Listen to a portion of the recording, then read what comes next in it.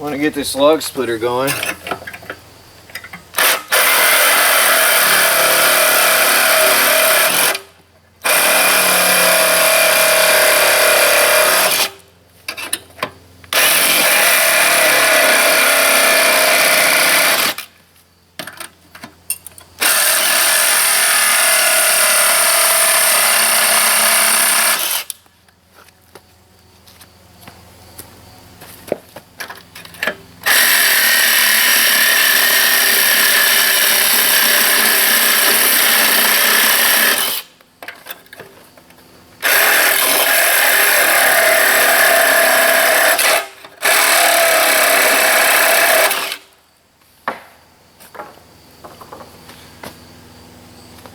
So now I can make the frame for the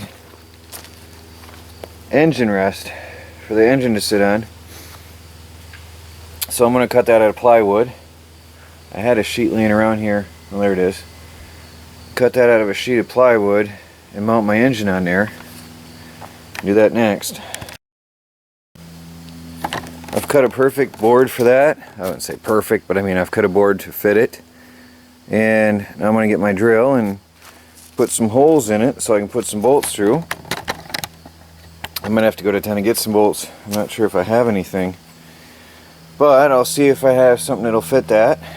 But first I got to get my drill set up. Be right back.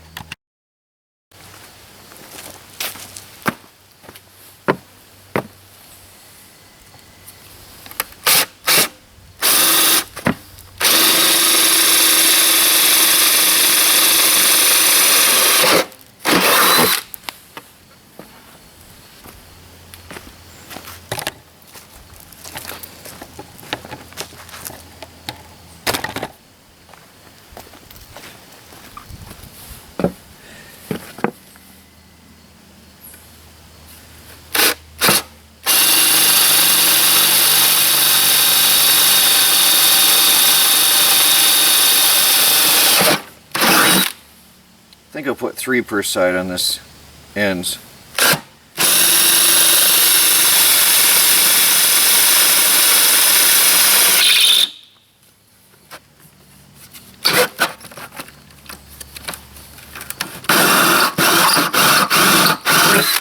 It was weird.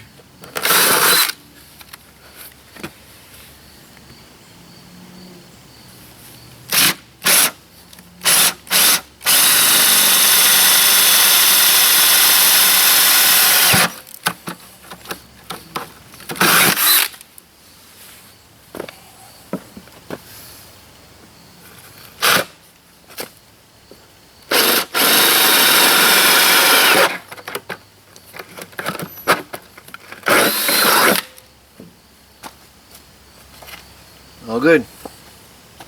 Might have to make them bigger. Let me go see if I can find some bolts somewhere.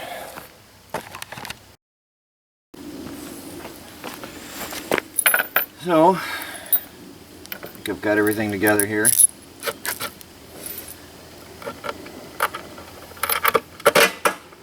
They go through happily.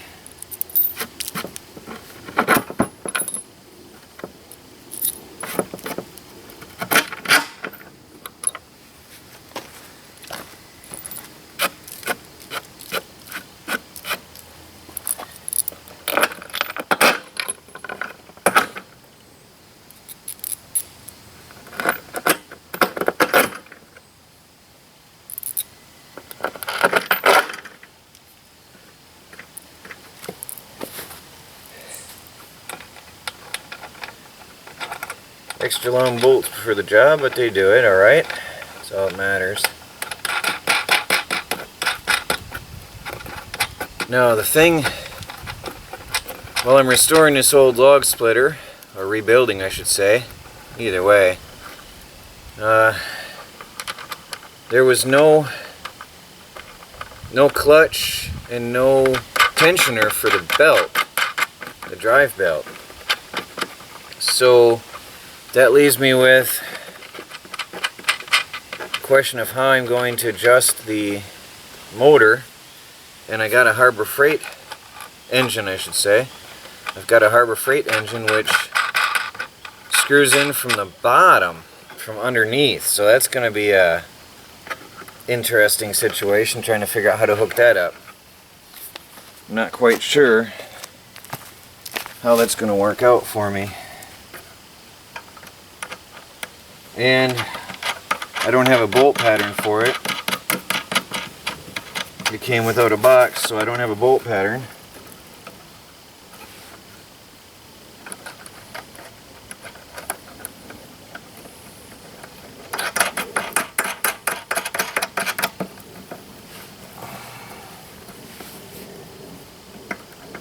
Well, I'll be giving this a new life. New engine. New oil. I've already lubed it up the other day with WD-40. And I got all of the linkages freed up. They were seized.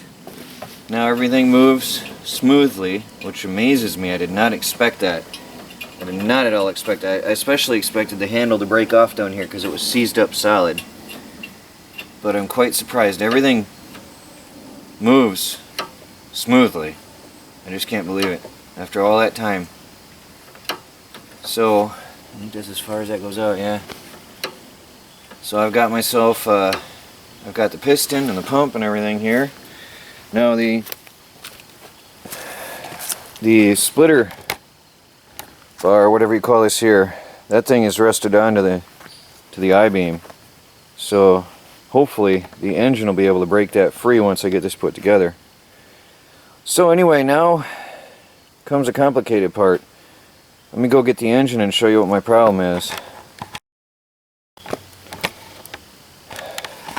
If you know engines at all, you will notice there's no bolt mounts on the bottom. No mounts on the bottom at all until you turn the engine upside down.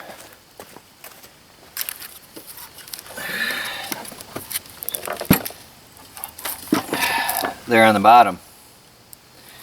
So I don't have the original packaging, so I don't have the patterns for that. So I think what I'm going to do is take a piece of paper or cardboard and hold it in place and punch that through, and then I guess what I'll do is make a slider, make the pattern so that I can slide that engine back and forth to tension the belt, whatever belt I do get. I have to go and I guess what I'll have to do is get a belt first and then bolt that in. I'm thinking as I go here, that's why it's a little bit complicated, because that doesn't have an easy way to mount that thing. So that's the one I got it for $50 at Harbor Freight last week. So let me do some thinking here and figure that out, how to mount that engine. Okay, so it is there. It's a separate mounting plate on this. I just put oil in here, by the way. Never ever start your engine without oil. But now I gotta tip it over and put this plate on. So I hope I don't get oil all through the carburetor. So I didn't see that plate before because it was taped up in between the gas tank and the exhaust on this thing. Okay, now I've got a bolt pattern. That's an odd setup. Well, I'm happy that was there.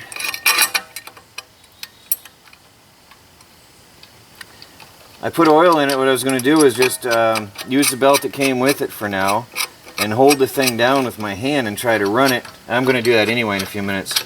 I'm going to just try to run it and hold it down with my hand if I can and see if this thing will even work before I spend any more money on it.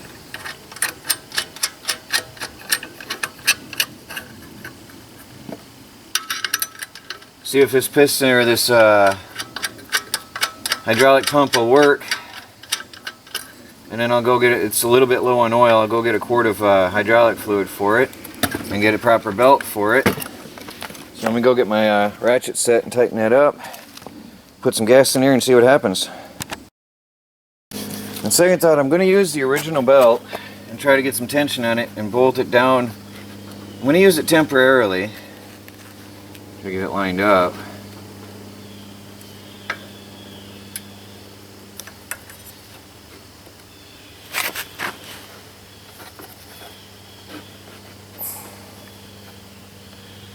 What I'm going to do, I can always rebolt the motor later if I have to. So I'm going to test everything with this belt. I'm going to drill motor mounts and bolt that through. And then I don't have to sit here trying to hold the thing down as I try to reach over and run the piston. I just want to see that this old beast will run before I do anything else. Yeah, well.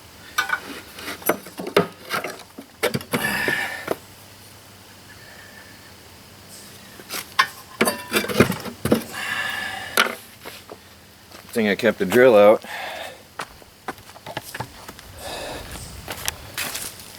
So anyway, drill these guys through.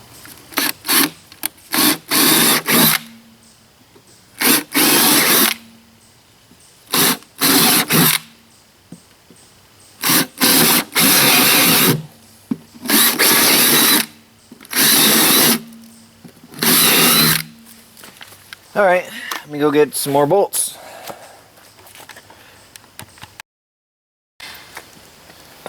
Okay.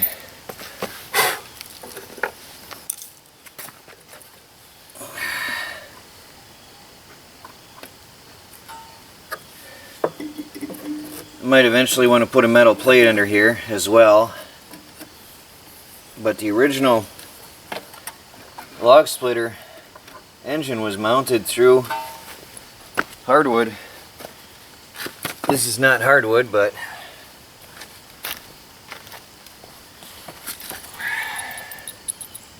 hopefully it'll do the job all right.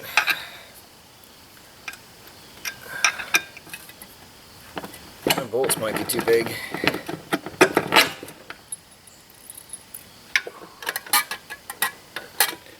Yeah, that's a problem.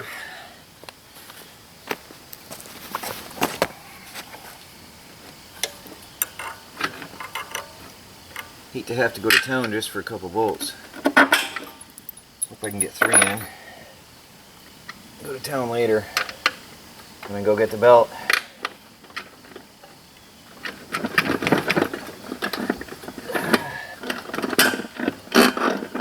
Yeah, well, I might be able to get that in there. Maybe. Yeah.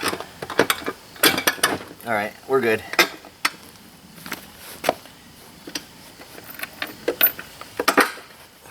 It's gonna be alright.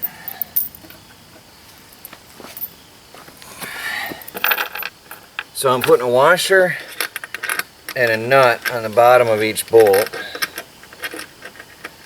I should have a washer on the top. I'll do that again later.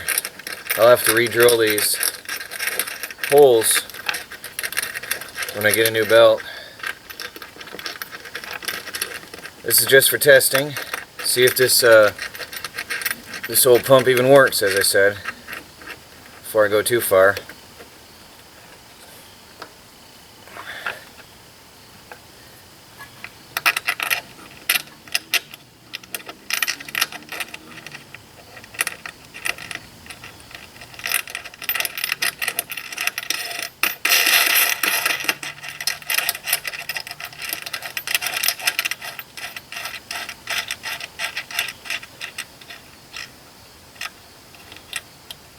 Alright, well I'm going to tighten them down. And I'll come back with a camera. Watch me attempt to neatly fill this tank with the new EPA approved gas can. It's a challenge.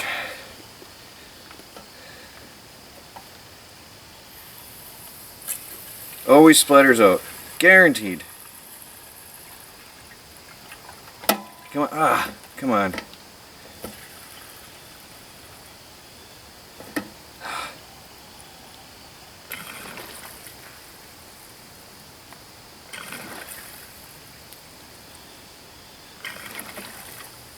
I don't know why the EPA figured this is a better idea. Unless the oil barons wanted to sell the idea so we'd waste just that much more fuel into the environment and buy more. Because the gas cans are messy. Really messy. Alright, well, put this on choke. Put it on rabbit speed. That rabbit and turtle speed. And now it's going to take a while to get this fired up if it's anything like my other Harbor Freight engine. It was not a quick deal starting that engine up. Not by any means. So we'll see how this goes. Let me see. Can you see the entire? Yeah, you can see the whole log splitter. Get the tools off here.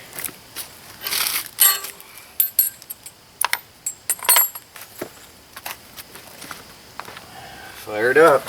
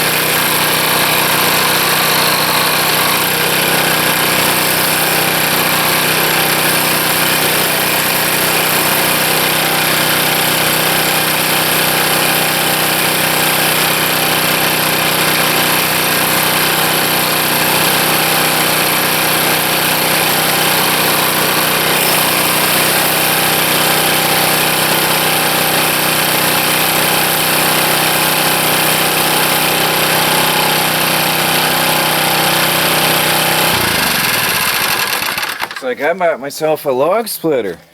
Look at that. The belt is sloppy like mad. That's gonna be awkward at best. I think I'm gonna drill out. I'm gonna use a sawzall and elongate those motor mount holes so I can try to get more tension on that later. I've got a log splitter. How cool is that? I don't know if you guys remember, I got this old beast for free. This was a junk old log splitter with a cast iron Wisconsin engine sitting on it. Old 12-horse cast iron engine. This was a homemade deal that I got for free from a guy sometime in summer. And I wasn't really sure if that was going to break free, to be honest. I had to get myself some grease, lube that thing up. Let me take off the camera off the tripod. Let me show you something here. Look at the rust. But it runs. I can't believe it. After all these years, who knows how long it's been sitting outside, but I can tell you it was a while. The wood had rotted out from under this thing. Look at that. It's gonna work. Look at that. It's gonna work. That is cool. Alright, I'm gonna go get a quart of hydraulic fluid. And I think I can run with this belt for a while. But this is cool. I gotta get some grease on those rails. I'm gonna brush it off and grease that rail, that slider. That'll help improve the efficiency and life of this. But I've got a log splitter. Now, I don't know if this little tiny engine's going to run it or not. That remains to be seen. So once I get some more oil in there and tighten up this belt, we'll be back and do some testing. Alright, I've got it. I used oil for now. I have to go into town and get grease. And I used my drill actually and drilled more holes and then used the drill and worked them loose as sliders. So let me fire this up, and I've got a couple logs here to try out.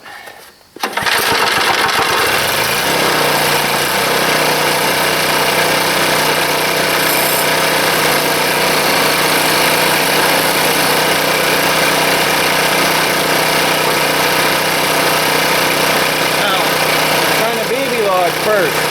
Baby steps, a little bit at a time. See if they can handle that baby log.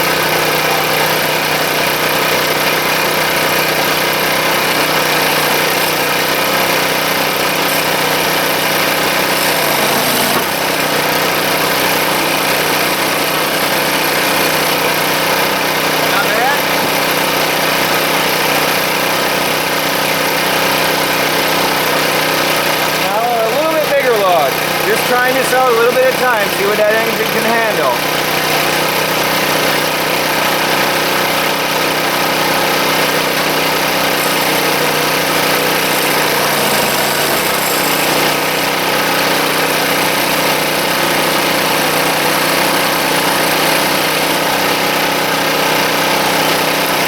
Not bad at all. Not bad at all. Wow, that sure beats cutting with an axe. Alright, now I'm going to get a bigger log and give it a little bit more work, so let me pause the camera, I'll be back. Now here's the real log. This is one I couldn't get my axe through. It bounced right off it. Let's see if this little 3-horse engine can handle it.